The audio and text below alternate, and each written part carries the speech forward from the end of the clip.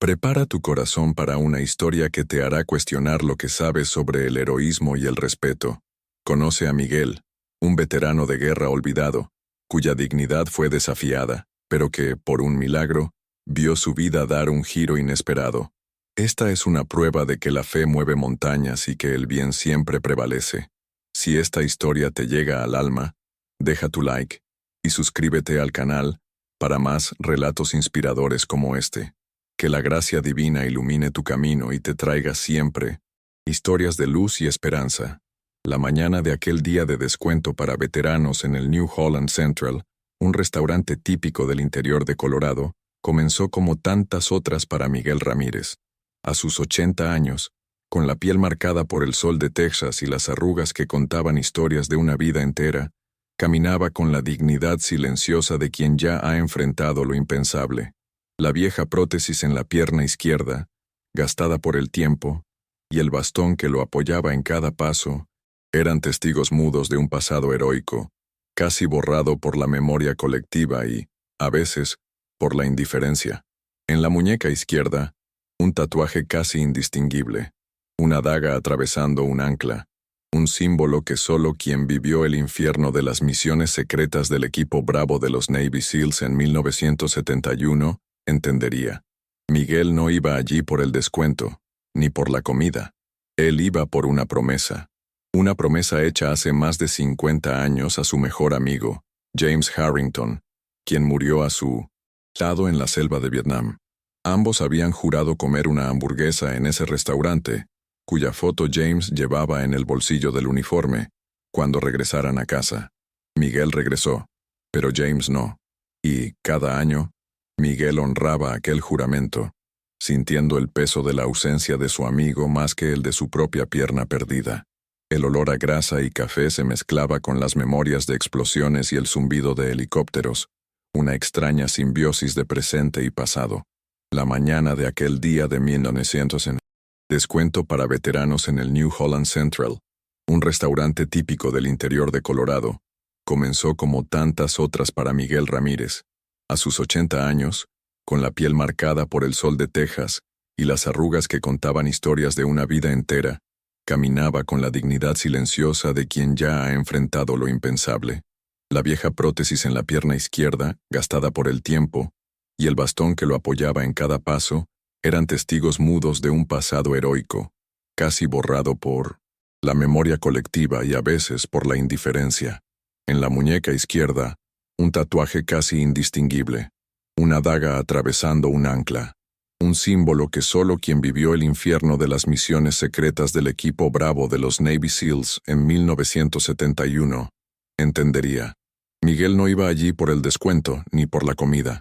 Él iba por una promesa hecha hace más de 50 años a su mejor amigo, James Harrington, quien murió a su lado en la selva de Vietnam. Ambos habían jurado comer una hamburguesa en ese restaurante, cuya foto James llevaba en el bolsillo del uniforme, cuando regresaran a casa. Miguel regresó, pero James no, y cada año, Miguel honraba aquel juramento, sintiendo el peso de la ausencia de su amigo más que el de su propia pierna perdida. El olor a grasa y café se mezclaba con las memorias de explosiones y el zumbido de helicópteros, una extraña simbiosis de presente y pasado. El gerente, un hombre de mediana edad con el rostro enrojecido por la vergüenza, se acercó a la mesa de Miguel. Había un tono casi apologético en su voz, pero las palabras eran una puñalada. Señor, hemos recibido algunas quejas. ¿Podría, por favor, sentarse en la zona exterior, lejos de los otros clientes? La verdad es que los murmullos venían de quienes se burlaban del acento de Miguel, de su apariencia que denunciaba sus raíces latinas, y de aquel tatuaje viejo e ininteligible. Era el mismo guión de siempre, la misma invisibilidad que lo persiguió desde que él, hijo de inmigrantes mexicanos y extrabajador de los campos agrícolas de Texas, se alistó. Miguel sintió la opresión en el pecho, una punzada de tristeza que él conocía bien, pero la dignidad que lo acompañó toda su vida no lo abandonó. Recogió su bandeja con calma, sujetó firme el bastón y, aún cojeando, levantó la cabeza. El sonido de las risas ahogadas y de la ignorancia Pesaba más que cualquier bomba que hubiera enfrentado. Salió en silencio, sin protestar, sin defenderse. Su cuerpo envejecido cargaba el dolor, pero su espíritu se mantenía intacto, imponente en su resignación silenciosa. Instantes después de que Miguel se alejara, el pesado silencio del restaurante fue roto por la apertura de la puerta, y un joven militar en uniforme de gala entró.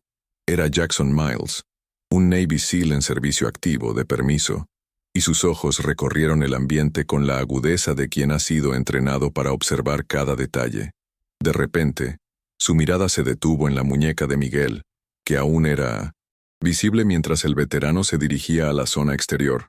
Aquel tatuaje, una daga atravesando un ancla, casi borrado por el tiempo, hizo que Jackson se paralizara en medio del salón. Para la mayoría de las personas, era solo un dibujo antiguo, sin sentido, pero para Jackson, aquel símbolo era sagrado. No estaba en ningún libro, en ningún registro público. Era un secreto compartido solo entre los operadores de élite, pasado de boca en boca, de generación en generación. Era la historia viva, un vínculo inquebrantable con un linaje de héroes que operaban en las sombras. El corazón de Jackson se aceleró. Sabía quién era aquel hombre. Sin dudar, Jackson se acercó a Miguel, sus pasos firmes y decididos. Toda la sala parecía contener la respiración. El ruido de los cubiertos cesó. Las conversaciones murieron. Se posicionó delante del viejo veterano, en un gesto de respeto que trascendía la edad y el rango. Y entonces, en un movimiento preciso y cargado de reverencia, Jackson le hizo el saludo militar a Miguel.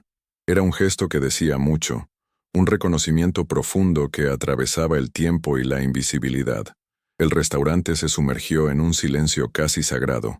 Las risas que antes se burlaban de Miguel habían desaparecido, reemplazadas por un asombro generalizado. Los clientes que minutos antes cuchicheaban y miraban de reojo, ahora estaban inmóviles, perplejos, con los ojos fijos en la escena que se desarrollaba. Era como si el tiempo se hubiera detenido, y todos sentían, sin entender completamente, que algo extraordinario estaba a punto de suceder. Aquel instante estaba cargado de una tensión que se podía cortar con un cuchillo. Con la voz firme, llena de convicción y un respeto palpable, Jackson comenzó a hablar, y cada palabra resonó por el restaurante. No hablaba como si estuviera recitando un discurso, sino como quien comparte una verdad profunda. Este hombre, comenzó, es el sargento Miguel Ramírez. Explicó que Miguel era un legendario técnico, logístico del equipo Bravo de los Navy SEALs, responsable de crear rutas de extracción que, incluso después de décadas, aún eran estudiadas y utilizadas en las fuerzas especiales. La gente escuchaba, hipnotizada, sin pestañear. Jackson continuó, detallando la valentía de Miguel. Contó sobre la operación Swift Current en 1971, un infierno de fuego cruzado en la frontera con Laos. Miguel, aún gravemente herido por la explosión de una mina, con la pierna destrozada y la radio comprometida, logró lo impensable. Usando solo su memoria aguda, su coraje inquebrantable y un conocimiento íntimo del terreno, coordinó la evacuación de 17 soldados, guiando los helicópteros en medio del caos. El restaurante estaba en un silencio absoluto. La historia se desarrollaba ante sus ojos, casi como si pudieran sentir el olor a pólvora y la desesperación de aquel día. El aire en el restaurante parecía más denso que el plomo. Nadie se atrevía siquiera a respirar, absortos en la narrativa de Jackson. El gerente, que antes se mostraba tan arrogante, ahora estaba pálido y con el rostro distorsionado por la vergüenza. Se acercó a Miguel, balbuceando disculpas, y le ofreció la comida gratis, en un intento desesperado de arreglar lo que había hecho. Era demasiado tarde, sin embargo. Miguel, con la serenidad de quien no buscaba favores, solo la verdad, respondió con una voz tan calma que contrastaba con la conmoción del momento. No vine por comida, vine por una promesa. Las palabras resonaron, cargadas de un peso que solo la vida y el dolor pueden conferir. Aquellos hombres que antes se burlaban de su apariencia, de su acento, de su dignidad, ahora se levantaban en silencio, dejaron sus platos intactos, sin el menor apetito, y salieron del restaurante cabizbajos. el sonido de la vergüenza en sus pasos. Era una salida más ruidosa que cualquier risa, una retirada en medio de una derrota silenciosa y humillante. En ese instante, una joven camarera, con el delantal manchado de café y los ojos empañados, se acercó a Miguel.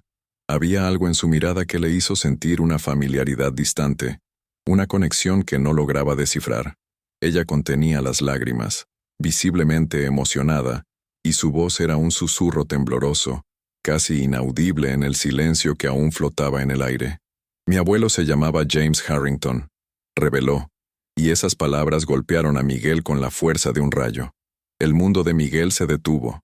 El ruido del restaurante, las miradas curiosas, todo se disolvió en un eco distante.